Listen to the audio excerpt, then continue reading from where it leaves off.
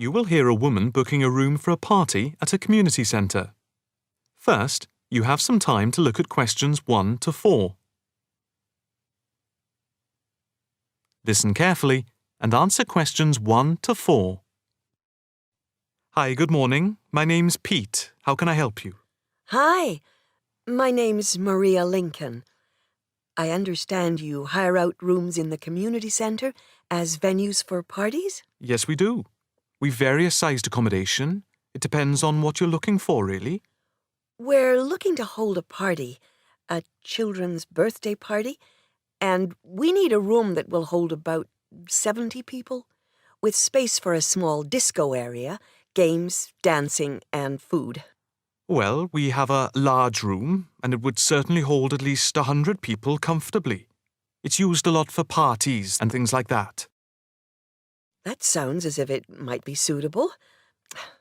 I've tried various venues, and they're either booked up or they don't hold enough people. Can you tell me when you were thinking of holding the party? I know it's short notice, but we wanted to hold it Saturday week. That's September 15th. Let's have a look. Yes, you're in luck. The Mandela suite is free then. I'll just write that down. Mandela. And the time.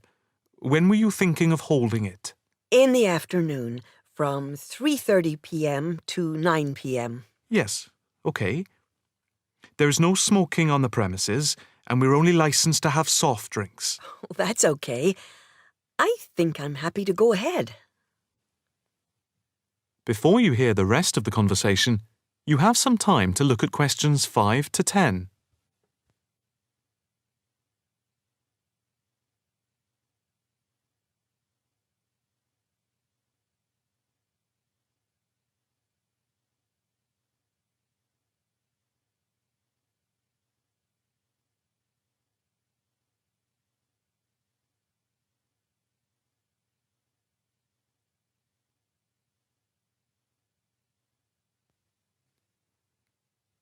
Now listen and answer questions 5 to 10. Can you just give your postcode? Yes, it's PA5 7GJ. Fine. And the flat and street number? It's flat number 40, and the street number is 35. Okay, so that's flat 40, 35 Beaches Street. Yes, that's right. And a contact number? My landline is 223279 with the code.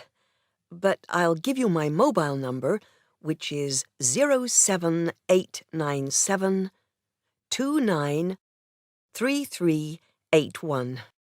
Okay, 293381. Can you tell me how much it will cost? It's quite reasonable, actually. It's £115 for the hire of the room, with tables and chairs.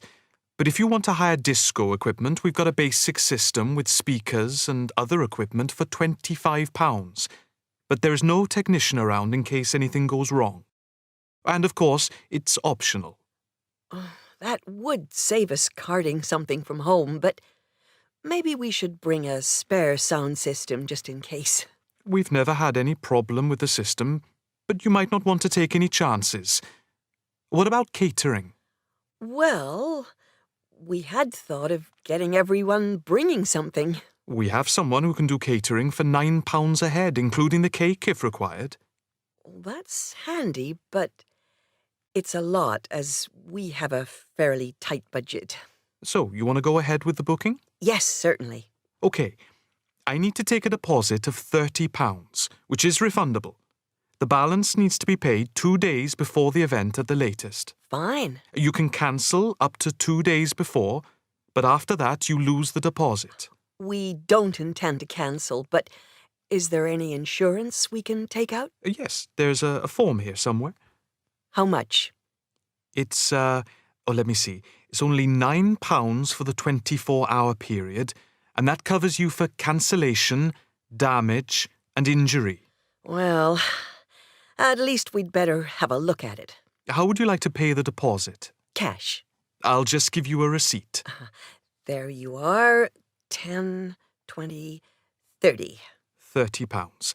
Maria Lincoln. Thank you very much. I'm really glad I found somewhere. We have been trying to book a place for the past 2 weeks, so thank you again, and bye for now. That is the end of part 1.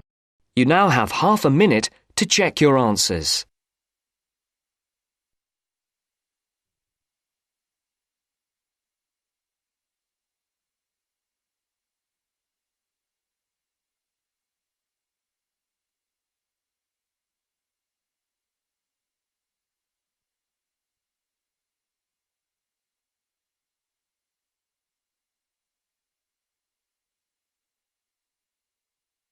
Now turns to part 2.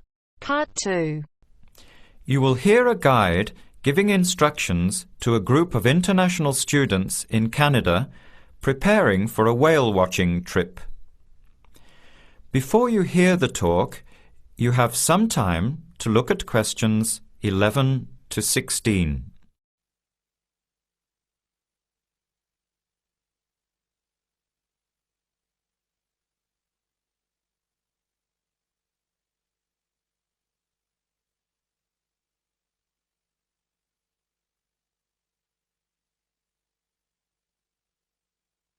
Now listen carefully to the first part of the talk and answer questions 11 to 16.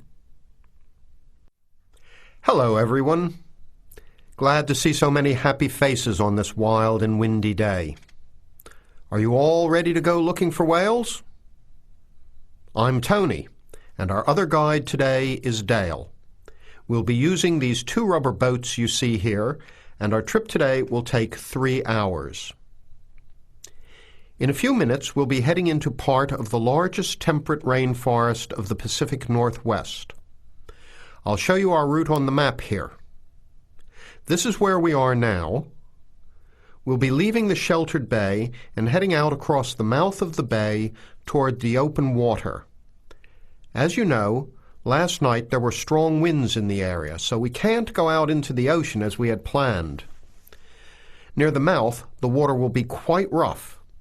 That's where we are most likely to spot orcas, or killer whales as they are also called. After crossing the mouth of the bay, we'll enter the calmer, shallower waters. This is where you look for gray whales. Then we will continue up this narrow inlet close to the shore.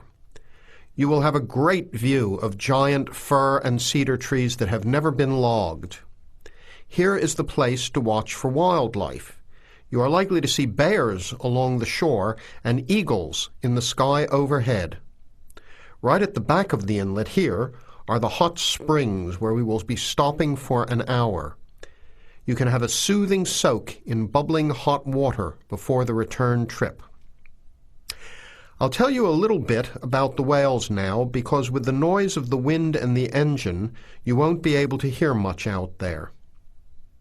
As we head out in the boat, we will probably see dolphins first. They are a gray color and quite small, 1 to 2 meters long. They will swim right beside the boat, racing along and sometimes jumping out of the water just ahead of us. They swim very fast, and they are playful and curious. They're really fun to watch. The next ones we'll see are orcas, or killer whales, which are actually members of the dolphin family. They are 7 to 8 meters long, very fast, and they have sharp teeth. Some stay in these waters all year round. We identify them by the distinctive black and white color. They feed mainly on salmon in these waters, but the orca diet can include seabirds, seals, dolphins, and other mammals. They can be fierce hunters, and this is why they are called killer whales. We should start watching for them as soon as we get out toward open water. We're likely to spot the orcas from a considerable distance. Watch for the black and white marking and mist spouting from the blowholes on top of their heads. Just outside the inlet is where we will probably see grey whales. The greys are migratory. They pass through here twice a year, moving from far in the north where they feed to the warm southern waters where they breed. You are very lucky today because several have been reported in the area. Unlike the orcas, greys are solitary, except when you see a mother with a calf. The grey whales are much longer and heavier than the orcas, 14 meters long and weighing up to 30 tons. The grey whales are filter feeders, gathering tiny ghost shrimp from the sand at the bottom. We recognize greys from their tail fins because each one is different. Once we find the whales, we'll come up as close as we can safely. We are allowed to approach the whales no closer than 50 meters, but that feels pretty close when you are in the presence of animals this big. You'll see mist coming out of the blowholes when they breathe out, and you'll hear a loud hiss. If we are downwind, we might even be able to smell them, a strong, fishy smell. Before the talk continues, you have some time to look at questions 17 to 20.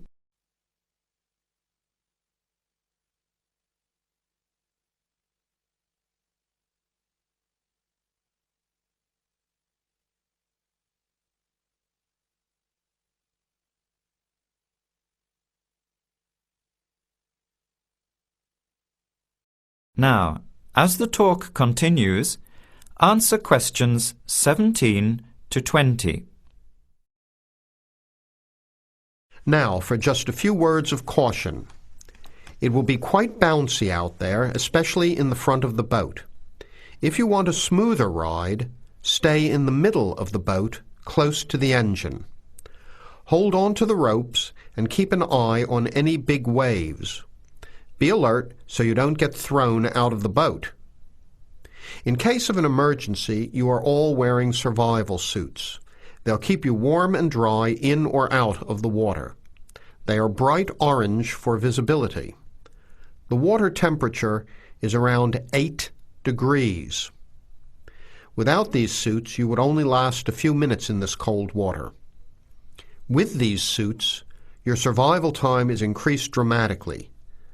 They will keep you upright in the water even if you can't swim.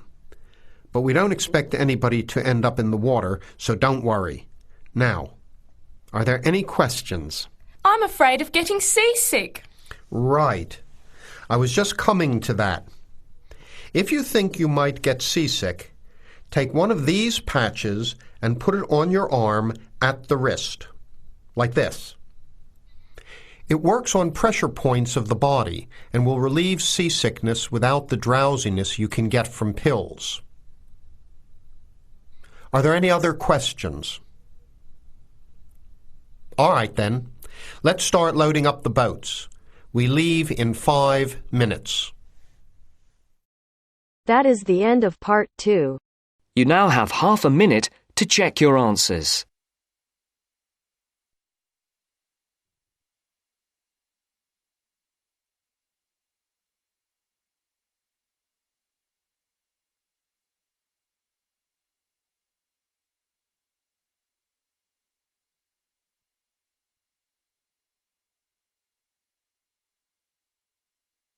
Now turns to part 3. Part 3.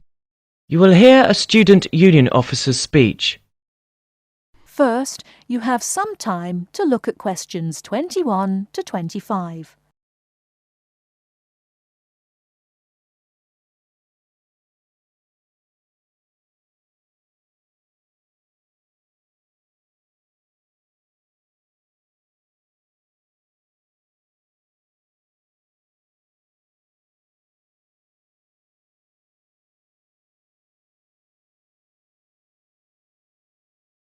Now, listen carefully and answer questions 21 to 25. Hi there. May I wish you a very warm welcome to Ealing College, and more especially to the Student Union. The Student Union is run by 4 sabbatical officers of which I am one. As the President, I am charged with the overall day-to-day running of the Union itself, according to established policies within the Constitution. We also have a brilliant staff team who'll help us, and you'll meet them when you have 5 minutes to drop in and see us. The last year has seen the Student Union grow from incorporating a bar and a few offices with a small shop into being a thriving concern, which controls, to its credit, 2 bars, a cafe bar or restaurant, a shop, a comprehensive welfare department, and numerous offices. All this has been achieved by sheer hard work and dedication on the part of last year's sabbatical team and staff, who overcame many obstacles and teething problems, but won through in the end. This year, our aims as a team will be to consolidate on what has already been achieved, and to secure the future of the Union. With the new post of Vice President, Social and Communications, our main emphasis will be on communications within the college, which has always proved a problem in the past, but one which we hope to improve upon this year. One way will be the regular publication of a student union magazine, so all you budding journalists, come on down. Before you hear the rest of the talk, you have some time to look at questions 26 to 30.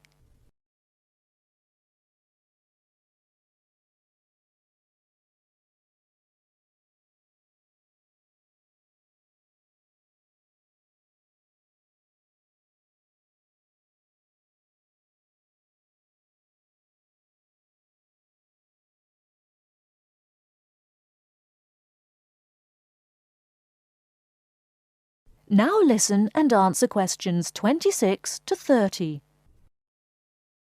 We are very aware that a lot of you have never had any contact with student unions before, and don't know what they are or what they can do for you. So basically, here's a quick rundown. If you have any problems at all, either when you start college or throughout your time here, don't hesitate to drop in the SU office in the North Building and see Pat, our office assistant. She will be able to help you with most of your day-to-day general inquiries, or if she can't, she will direct you to one of our staff who can. Myself and the other 3 vice presidents are here every day, and if you need to see us, just fix a time with Pat, and we'll be only too happy to help you. By the way, queries or problems can range from a late grant check, finding a place to live and academic matters, right through to the best places to eat, directions to the bar, or somebody blocking you in the car park. We'll give anything our best shot. Please remember, while you're at Ealing, that going to college is not just about education. Make sure you enjoy yourself as well, because believe me, time will fly once you're here. Ealing is a really good place to live, as there is lots to see and do. And don't forget, the metropolis of central London is only 20 minutes away by tube. Finally, the Student Union is an organisation run by students for students. So if there is anything you don't agree with, or you have any new ideas, please come along to the Union General Meetings and don't be afraid to speak up. Or you could give up a little of your time and stand for the Executive Committee, which is made up of students who help us out with lots of interesting things.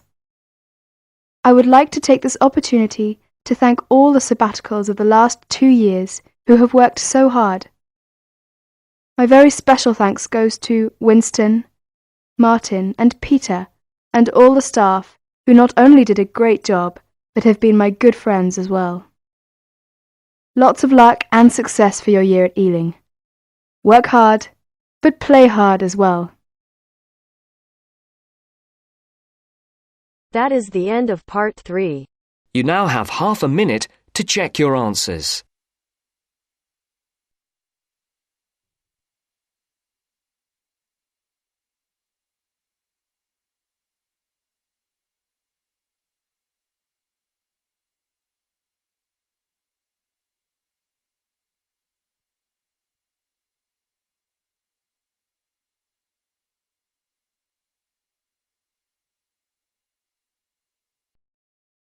Now turns to Part 4.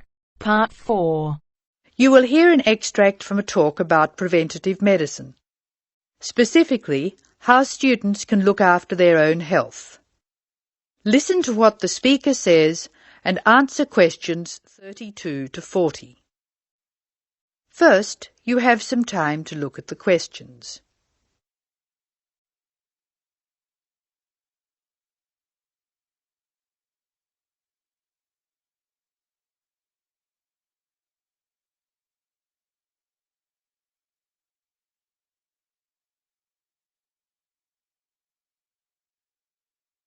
Now listen carefully and answer questions 36. Good morning. I'm Dr. Pat Parker, and I'm here to talk to you about preventative medicine in its widest and most personal aspects. In other words, I'm here to tell you how the patient should wrest control of their health away from the practitioners of medicine and take charge of their own medical destiny.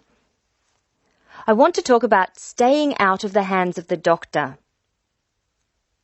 When the patient takes responsibility for her or his own health, and let's decide the patient is male for now, men are in fact more at risk than women anyway, when the patient takes over his own health regime, he must decide what he wants to do. The first thing, of course, is to give up the demon nicotine. Smoking is the worst threat to health, and it's self-inflicted damage. I have colleagues who are reluctant to treat smokers. If you want to stay well, stay off tobacco and smoking in all its manifestations. Our department has recently completed a survey of men's health. We looked at men in different age groups and occupations, and we came up with a disturbing insight. Young men, particularly working-class men, are at considerable risk of premature death because of their lifestyle.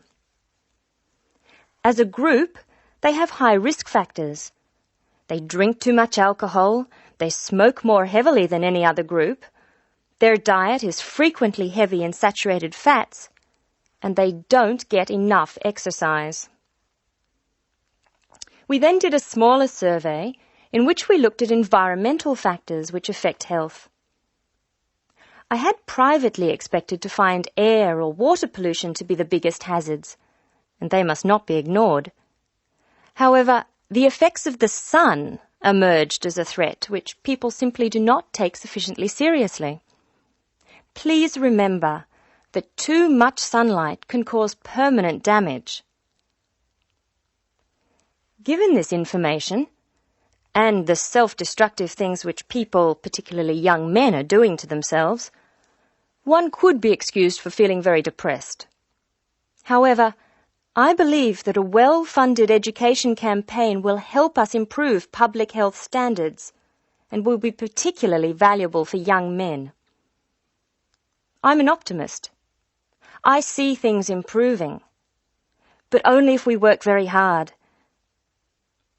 In the second part of the talk, I want to consider different things that you as students can do to improve your fitness.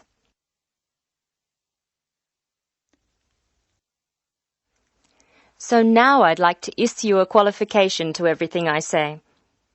People will still get sick, and they will still need doctors. This advice is just to reduce the incidence of sickness. It would be great if disease were preventable, but it's not. However, we have power. In the late 80s, the Surgeon General of the United States said that 53% of our illnesses could be avoided by healthy lifestyle choices. I now want to discuss these choices with you. You should try to make keeping fit fun. It's very hard to go out and do exercises by yourself. So it's wise to find a sport that you like and play it with other people. If you swim, you can consider scuba diving or snorkeling. If you jog, try to find a friend to go with. If you walk, choose pretty places to walk or have a reason for walking. Your exercise regime should be a pleasure, not a penance. The university is an excellent place to find other people who share sporting interests with you. And there are many sports teams you can join. This, unfortunately, raises the issue of sports injuries. And different sports have characteristic injuries. As well as accidental injuries, we find repetitive strain injuries occurring in sports where the same motion is frequently performed, like rowing and squash. The parallel in working life is repetitive strain injury which may be suffered by typists or other people who perform the same action hour after hour, day after day. In this context, therefore, the most important thing to remember before any sport is to warm up adequately. Do stretching exercises and aim at all times to increase your flexibility. Be gentle with yourself and allow time to prepare for the game you have chosen to play. Don't be fooled by the term warm-up, by the way. It's every bit as important to do your warm-up exercises on a hot day as on a cool one. I think one of the most sensible and exciting developments in the reduction of injury is the recognition that all sports can borrow from each other. Many sports programs are now encouraging players to use cross-training techniques. That is, to borrow training techniques from other sports. Boxers have been using cross-training for years, building up stamina by doing road work and weight training while honing their skills and reflexes. Other sports, which require a high level of eye-hand coordination, are following this trend. So, you see table tennis players running and jogging to improve their performance, and footballers doing flexibility exercises, which can help them control the ball better. All of these results are good, but the general sense of well-being is best, and is accessible to us all, from trained athletes to people who will never run 100 metres in less than 15 seconds. Good health is not only for those who will achieve athletic greatness. That is the end of part 4. You now have half a minute to check your answers.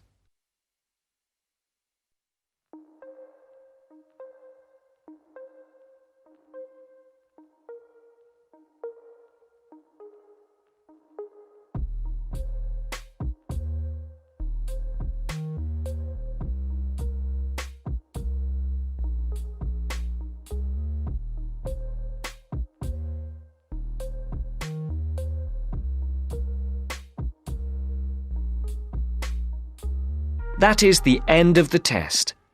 You now have 10 minutes to transfer your answers to your Ielts listening answer sheet.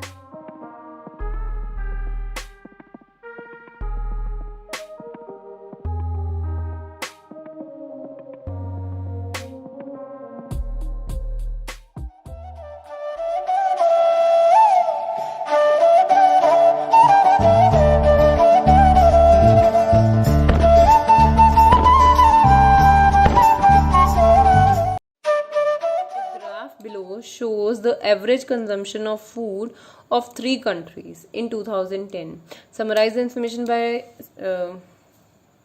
it has to be by selecting and reporting the main features and make comparisons where relevant. So leave it, it's just the question.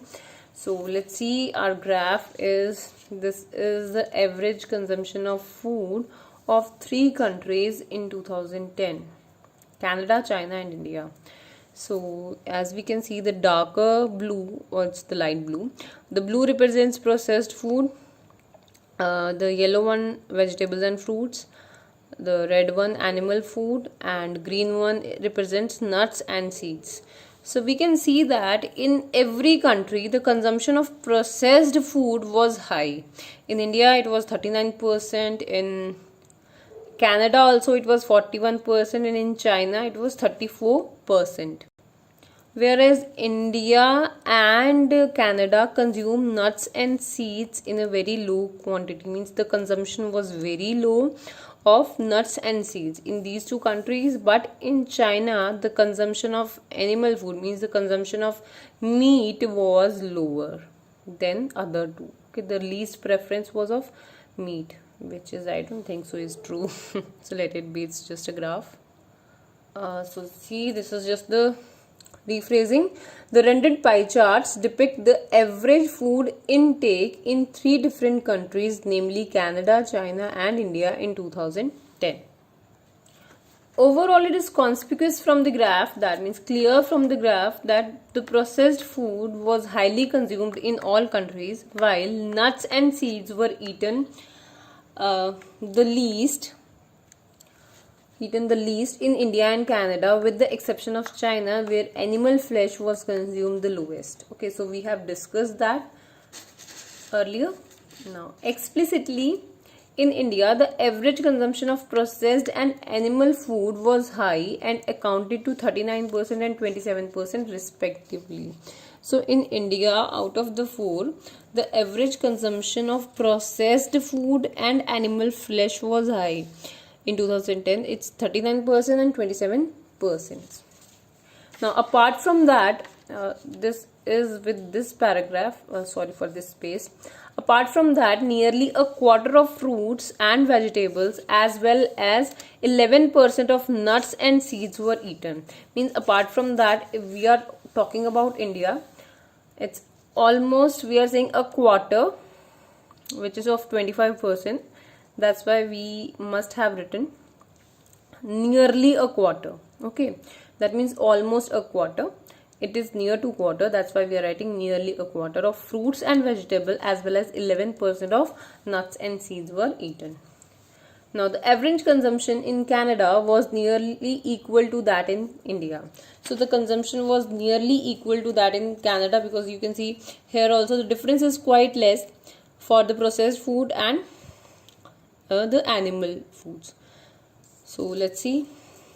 Canadians ate 41% and 26% of packaged and animal food respectively. Means 41% they eaten they have eaten that processed food, and 26% eaten the animal food respectively. Canadians consumed about a third of fruits and vegetables and only 4% of nuts and seeds. Again, here we are saying that about a third means 33.33, so it is 29%, so it's almost there. So that's why we are writing about a third. Now, lastly, in China, the average intake of packed food and fruits and vegetables was almost equal. So we can see the packed food and fruits and vegetables was almost equal. The difference was of 2% only. That's why we are writing almost equal. Accounted to 34% and 32% respectively. Nuts and seed consumption in China was 19%, which was higher than India and Canada. And just 15% of animal flesh was consumed by Chinese food. It's not flash, it's flesh. F-L-E-S-H means animal food was consumed by Chinese people. So this was for today. If you liked the video, do hit the like button and subscribe to our channel. I'll meet you in the next video. Till then, bye bye and take care.